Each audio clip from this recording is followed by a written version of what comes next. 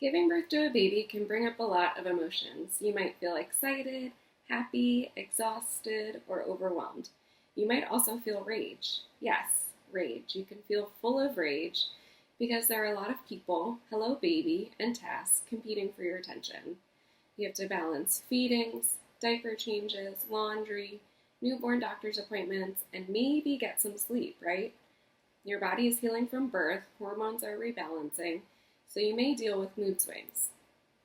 Your body will look different and feel different after birth. You may see less of your friends and have little, if any, me time. Phew, that's a lot of change. You might have heard friends who struggled with postpartum depression and anxiety. You may have heard news stories or read blogs online about postpartum psychosis. But postpartum rage is a little different, and it's not talked about as much as these other conditions. Postpartum rage can look like uncontrollable anger that seems to come out of nowhere.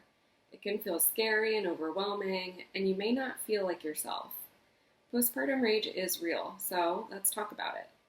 First off, what is postpartum rage? According to the Cleveland Clinic, postpartum rage is when you feel anger, frustration, or lose your temper easily after having a baby. So that's the definition of postpartum rage. Postpartum rage can happen anytime during the first year of the baby's life. The anger or rage may be directed toward the new mom's self, family members, spouse, or even other children. Rage is different from generic anger because it harbors feelings of powerlessness and agitation. For example, let's talk about breastfeeding. The husband can't breastfeed a baby, so it's on the mom to feed the baby every 2 hours in the beginning. As a result, she might start to feel resentful and unsupported because she's doing all of the feedings. This can contribute to feelings of rage. Postpartum rage can also happen because of violation of expectations. Maybe your in-laws said they would come over and help with the baby more than they actually do. Perhaps family members delayed a trip to see the baby because of a conflict. Maybe well-intended friends planned to come over to help but just got caught up with work. These are all examples of expectation violation. Postpartum rage can happen because of the disconnect between the expectation of what motherhood would be like, happiness, love, connection, and the realities of motherhood, feeling tired, overwhelmed, sore nipples. In the article, you'll see a quiz. The quiz is designed to help you reflect on your emotional experiences following childbirth. It's a starting point to understand whether what you're feeling could be related to postpartum rage or not. Remember, this quiz cannot replace a professional diagnosis. If you're concerned about your feelings or behaviors, please reach out to a healthcare professional. So now that we've talked about postpartum rage, what can we do about it? Understand your triggers. If you know that getting 5 hours of sleep or less makes you extra grumpy, then say something. Tell the people around you, hey, I didn't get a lot of sleep last night because of the baby. I need you to be patient. I'm tired and I feel overwhelmed. Then remind yourself of this when you start to feel anger bubbling up inside. It can look like soothing self-talk, telling yourself be patient, you're extra tired, take your time. Another strategy is to interrupt the anger. When you feel yourself ratcheting it up, take a quick mental check-in.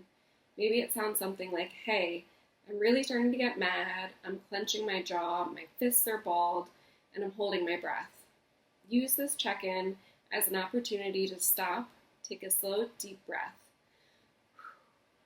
If your body is tense, focus on relaxing each muscle, starting from your head and working your way down to your toes.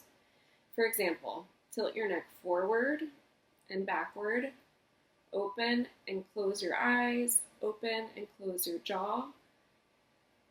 Roll your shoulders backwards and forwards, bend down and touch your toes, flex and stretch your fingers out. Continue with checking in with each part of your body and relax tension in your body as you discover it. Self-coaching. Another way to interrupt the anger is to talk yourself through a stressful moment. Say out loud, I can do this. I can do this. Now this is a trick. Even if you feel like you can't do it, make a bottle, do a diaper change. saying the words gives your mind something to anchor onto. It's a positive distraction. Even if you think you can't do the task at hand, when you hear yourself say out loud, I can do this, you start to think, hey, maybe I can do this. Another strategy is to just take a break. Sometimes the best way to feel better is to take a break. Ask a trusted friend, family member, or neighbor to watch the baby for 20 to 30 minutes, maybe even 10 minutes.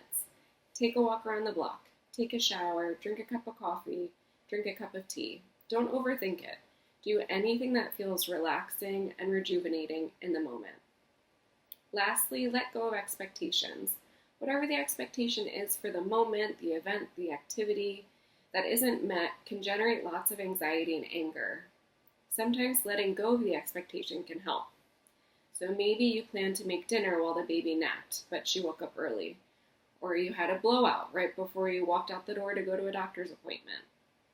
If there isn't an expectation to be productive or there's an understanding about setbacks, then you may be more accepting of the detour. The journey after giving birth is profoundly personal yet universally challenging, and no one should navigate it alone.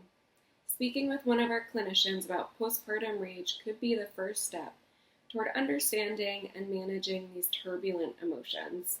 Remember, seeking help is a sign of strength, and together we can help you find your footing on this new path.